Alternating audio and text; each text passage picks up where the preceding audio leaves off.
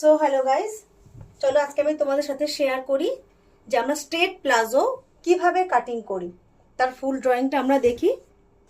তো প্রথমে আমরা নিয়ে নেব ঝুলের মাপ। তো আমাদের ঝুল হচ্ছে, প্রপার ঝুল হচ্ছে 38। জানি না ক্যামেরায় পুরো আসছে কিনা, তবু চেষ্টা করছি বোঝানোর। তো 38 যে প্রপার ঝুল আসছে, তার সাথে আমরা 2 ইঞ্চ এক্সট্রা অ্যাড করব, মানে আমরা নেব 40, যেহেতু আমাদের ওটা ফোল্ড হবে পায়ের কাছে মুহুরি ফোল্ডের জন্য। প্রপার ঝুল হলো আমরা 38 নিলাম। এবার 38 থেকে আমরা 4 ইঞ্চি 3 ইঞ্চি যার যেরকম ইলাস্টিকের মাপ থাকবে সেই অনুযায়ী আমরা ওখানটা এক্সেস নেব। তাহলে আমি কত রাখছি, আমি এখানে রাখছি এক্সেস 3 ইঞ্চি। 3 ইঞ্চি আমি এক্সেস দিচ্ছি, যেহেতু যে প্লাজোটা পরবেন তার একটু হিপটা ভারী আছে, সেজন্য আমি একটু বেশি নিলাম, কারণ তাকে একটু আমাকে চওড়া ইলাস্টিক দিতে হবে। তো 3 ইঞ্চি মানে আমাকে 1.5 ইঞ্চি ইলাস্টিক পড়বে, তাই আমাকে এখানে 3 ইঞ্চি এক্সট্রা অ্যাড করতে হলো। তো এবার আমি নিয়ে নেবো হিপের মাপ। হিপ আছে 52। তো 52 ডিভাইডেড বাই 4 সেটা কত দাঁড়াচ্ছে? তো 52 ডিভাইডেড বাই 4, তাহলে সেটা আমাদের দাঁড়াচ্ছে 13। তো এই 13-র সাথে আমরা কি করব, আরো 4 ইঞ্চি করে অ্যাড করব। মানে টোটাল যে আমাদের হিপের মাপ থাকে সেটাকে আমরা অলরেডি এটা 4 ফোল্ড রেখেছি, তার সাথে আরো 4 ইঞ্চি কেন অ্যাড করব, যেহেতু প্লাজো আমাদের এখান থেকে একটু কোমরের হিপের পাশ থেকে একটু লুজ হয়, সেজন্য আমরা একটু লুজিং দেব, কারণ প্লাজো জিনিসটা একটু ফোলা থাকে, তাই আমরা ওটাকে 4 ইঞ্চি অ্যাড করব। তাহলে 13 আর 4 কত হচ্ছে 17। তাই টোটাল 17 ইঞ্চি আমরা এখান থেকে মার্কিং করব। ওখান থেকে 17, এখান থেকে 17 ইঞ্চি। এবার আমাদের নিতে হবে সিট লম্বার যে মাপটা।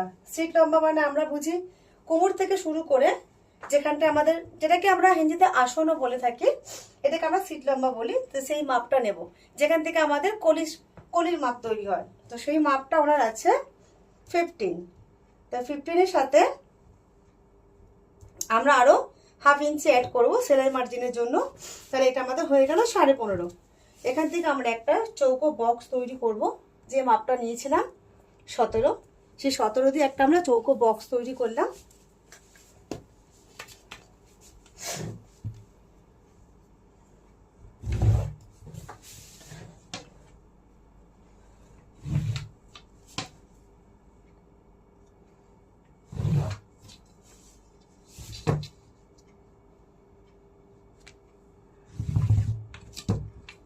এবার যেখান থেকে আমাদের 17 ইঞ্চি শেষ হয়েছে সেখান থেকে আমরা 1.5 ইঞ্চ 2 ইঞ্চ নিজেদের হিসাব অনুযায়ী আমরা বা নিজেদের প্রয়োজন অনুযায়ী আমরা একটা রাউন্ড শেপ দেবো, যেটাকে আমরা বলি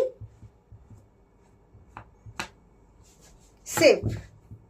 একটা কলির শেপ দিলাম। এবার ওখান থেকে এবার আমার পায়ের মোহরের মাপ আছে 22, 20, আমি 20 নিচ্ছি, একটু কম করতে বলেছেন উনি।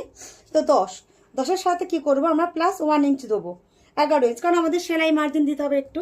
সেই 11 ইঞ্চিতে আমরা একটা মাপ দিলাম। এবার এখান থেকে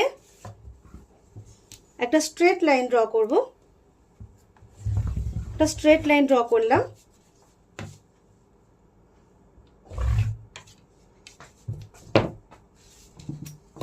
স্ট্রেট লাইনটা থেকে এবার এখানটা আমরা এরকম শেপ দিয়ে নিয়ে এসে পায়ের অংশটাকে সোজা করে দেবো, যেহেতু প্লাজোটা স্ট্রেট প্লাজো আছে আমাদের। তাহলে আমি জানি না কতটা দেখাতে পাচ্ছি, চকটা কতটা ফুটছে বুঝতে পারছি না। এই আমাদের উঠে যাচ্ছে একটা স্ট্রেট অংশ, এই স্ট্রেট সোজা লাইনটা উঠে গিয়ে আমাদের এখানে শেপের সাথে মিশে গেল। তো আমাদের ড্রয়িং কমপ্লিট। এবার আমরা এই হিসাবে কাটিং করে নেবো।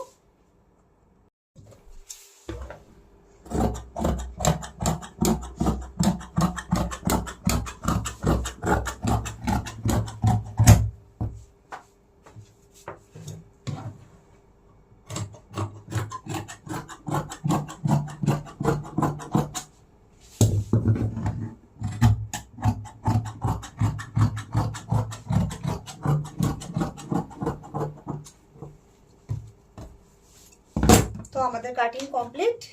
এবার আমরা আমাদের প্রয়োজন হিসাবে এখানে আমরা একটা কলি অ্যাড করতে পারি, আপনি প্রয়োজন হলে নাও করতে পারেন, এটা কাস্টমার ডিমান্ডে আমাদের করতে হয়। যদি কোনো কাস্টমার বলে যে দিদিভাই আমাকে একটু কলি লাগিয়ে দেবে, কারণ অনেক সময় কি হয় স্কুটি চালাতে গেলে বা বাইকে যখন আমরা দুদিকে পা দিয়ে বসতে যাই তখন সেখানটা আমাদের এখানটা টান পড়ে ফেটে যাওয়ার চান্স হয়। সেজন্য কি করে আমরা এখানে একটা কলি অ্যাড করে দিই।